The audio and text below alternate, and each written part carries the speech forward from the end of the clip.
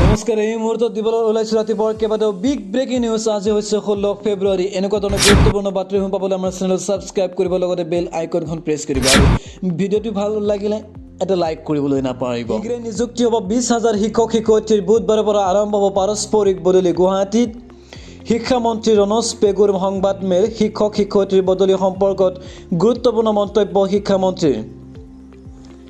ৰণোজ পেগুৱে কয়, ৰাজ্যৰ 2,24,000 শিক্ষক শিক্ষয়িত্ৰী অনলাইন যোগে বদলিৰ বাবে আবেদন কৰিছে। 30,000 শিক্ষকে সম্পূৰ্ণকৈ ডাটা দিছে। বুধবাৰে পুৱা 9 বজাৰ পৰা পাৰস্পৰিক বুজাবুজিৰ বদলি আৰম্ভ হ'ব। দুজনৰ মাজত স্থান পৰিৱৰ্তনৰ বুজাবুজিৰে বদলিক আমি পাৰস্পৰিক বদলি বুলি কওঁ। একে কেটেগৰীৰ পাৰস্পৰিক বদলিত চৰকাৰৰ কোনো আপত্তি নাই বুলি মন্তব্য কৰি ৰণোজ পেগুৱে কয়, শিক্ষা বিভাগত শীঘ্ৰে নিযুক্তি প্ৰক্ৰিয়া আৰম্ভ হ'ব। প্ৰায় 20,000 শিক্ষক শিক্ষয়িত্ৰীক নিযুক্তি দিব। মেট্ৰিক হায়াৰ ছেকেণ্ডাৰী পৰীক্ষাৰ্থীৰ বাবে 2 পালি ভেকচিন বাধ্যতামূলক বুলি মন্তব্য কৰে শিক্ষামন্ত্ৰীয়ে। স্বাস্থ্য বিভাগে প্ৰাথমিক ছাত্ৰ ছাত্ৰীৰ বাবে ভেকচিন বাধ্যতামূলক কৰা নাই। অসমৰ সকলো স্কুল খুলিব এতিয়া। বিহু আৰু স্বদেশ অধ্যয়ন পাঠ্যক্ৰমৰ পৰা কেতিয়াও আঁতৰোৱা নহয় বুলি ক'লে মুখ্য শিক্ষামন্ত্ৰী ৰণোজ পেগুৱে। ৰাতিপুৱাৰ বিগ ব্ৰেকিং নিউজ। পল্টন বজাৰ ৰেল ষ্টেচনত জব্দ প্ৰায় 1.5 কোটি টকা, 3জনক আটক। গুৱাহাটী ৰেলৱে ষ্টেচন জব্দ বৃহৎ পৰিমাণৰ ধন। পল্টন বজাৰ ষ্টেচনত জব্দ 1,48,30,600 টকা। ৰেল আৰক্ষীৰ অভিযানত পোৱা জব্দ হয় টকাখিনি। 3জন যুৱকে 3টা বেগত লৈ আনিছিল টকাখিনি সোমবাৰে অৰুণাচলৰ পৰা অভিষেক শৰ্মা নামৰ লোকজনে লৈ আনিছিল বুলি জানিব পৰা গৈছে। বাকী 2জন লোকে পূৰ্বৰে পৰা পল্টন বজাৰৰ আশে পাশে হোটেলত বাস কৰি আছিল। টকাখিনি কিয়, কাক দিবলৈ, ক'ৰ পৰা কেনেদৰে আনিছিল তাৰ প্ৰকৃত তথ্য জানিব পৰা হোৱা নাই। আৰক্ষীৰ আগত মুখ খোলা নাই আটক হোৱা লোক কেইজনে।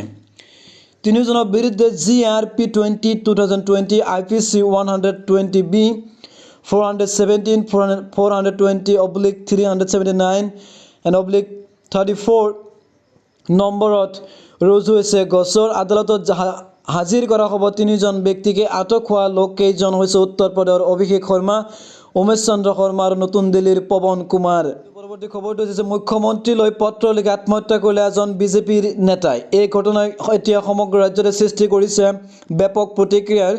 গোলকগঞ্জৰ বিজেপি নেতা তথা ব্যৱসায়ী কাৰ্তিক কৰ্মকাৰৰ মৃতদেহ এখন বিদ্যালয়ত চিপ লোৱা অৱস্থাত উদ্ধাৰ হয়। ইয়াৰ পিছতে সমগ্ৰ ৰাজ্যতে সৃষ্টি হৈছে প্ৰতিক্ৰিয়াৰ। ঘটনাৰ বিৱৰণী অনুসৰি মঙলবাৰে পুৱতি নিশা গোলকগঞ্জৰ এখন বিদ্যালয়ত চিপ লোৱাৰ অৱস্থাত উদ্ধাৰ হয় বিজেপি নেতাগৰাকীৰ মৃতদেহ। আত্মহত্যা কৰা কাৰ্তিক কমলৰ গোলকগঞ্জ টাউন বিজেপিৰ কোষাধ্যক্ষ হিচাপে দায়িত্ব পালন কৰি আছিল। মঙলবাৰে পুৱা তেওঁৰ মৃতদেহ উদ্ধাৰ হোৱাৰ পিছতে গোলকগঞ্জত হোৱা লাগে। এই আত্মহত্যাৰ ঘটনাক সহজভাৱে মানি ল'ব পৰা নাই পৰিয়ালৰ লোকে। বিজেপি নেতাজনৰ একমাত্ৰ ভায়েক দুলাল কৰ্মকাৰে দাবী তুলিলে এই ঘটনাৰ উচিত তদন্তৰ। ইফালে চিপ লোৱা অৱস্থাত উদ্ধাৰ হোৱা বিজেপি নেতাজনৰ পকেটৰ পৰা গোলকগঞ্জ আৰক্ষী উদ্ধাৰ কৰিছে এখন ছুইচাইড নোট। জানিব পৰা মতে এই ছুইচাইড নোটত 6জন ব্যক্তিৰ নাম উল্লেখ কৰিছে বিজেপি নেতাজনে। কেৱল সেয়াই নহয়, 6জন ব্যক্তিৰেই শাস্তি বিচাৰি মুখ্যমন্ত্ৰীলৈ জনাইছে কাতৰ অনুৰোধ। পাণবজাৰত অগ্নিকাণ্ড। ঘটনাস্থলীত 7খনকৈ অগ্নি নিৰ্বাপক বাহিনীৰ বাহন। মহানগৰীৰ পাণবজাৰ হৰিসভাৰ সমীপত অগ্নিকাণ্ডৰ ঘটনা। কামাখ্যা কমাৰ্চিয়েল এপাৰ্টমেণ্টত সংঘটিত হয় অগ্নিকাণ্ড। এচিৰ শ্বৰ্ট চাৰ্কিটৰ ফলত জুই সূত্ৰপাত হয়। অগ্নিকাণ্ডত বহু লাখ লাখ টকাৰ সা সামগ্ৰী নষ্ট হয়। 7খনতকৈ অধিক অগ্নি নিৰ্বাপক বাহিনীৰ বাহনৰ সহায়ত জুই নিৰ্বাপন কৰাৰ চেষ্টা অব্যাহত আছে। এপাৰ্টমেণ্টটোৰ প্ৰথম মহলত সূত্ৰপাত হয় জুইৰ। এজন লোক ভিতৰত আবদ্ধ হৈ আছিল। লোকজনক উদ্ধাৰ কৰি চিকিৎসালয়লৈ লৈ যোৱা হৈছে। দিন মজুদুৰৰ পৰা মডেললৈ। 60 বছৰ বয়সত মডেল ৰূপে খ্যাতি অৰ্জন এগৰাকী দিন হাজিৰা কৰা শ্ৰমিকৰ আঁৰত নাটকীয় কাহিনী। ক'ত কেনেদৰে লুকাই থাকে প্ৰতিভা তাক কোনেও নাজানে, কিন্তু উপযুক্ত পৰিৱেশ এনে প্ৰতিভাৰ বিকাশ কৰিব পাৰে। কেৰেলাৰ কোঝিকোডৰ বাসিন্দা 60 বছৰীয়া মাম্বিকা নামৰ এগৰাকী ব্যক্তিৰ জীৱনত ঘটা দেখা গৈছে এনে প্ৰতিভাৰ জলক।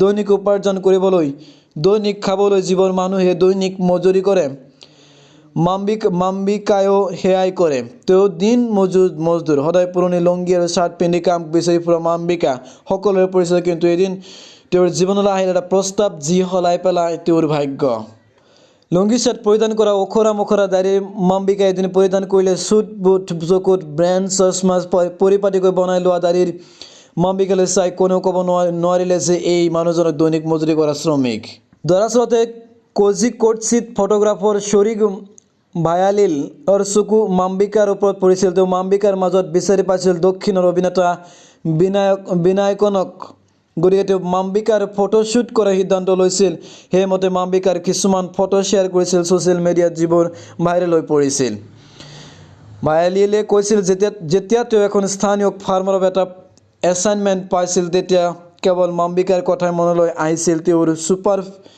গ্লেম মেক অভাৰ কৰা হৈছিল দৃশ্য গ্ৰহণৰ বাবে শিল্পী মাজুনুছে মাম্বিকাৰ মেক অভাৰ কৰিছিল এইদৰে দিন মজদুৰ মাম্বিকা হৈ পৰিছিল এগৰাকী ছুপাৰ মডেল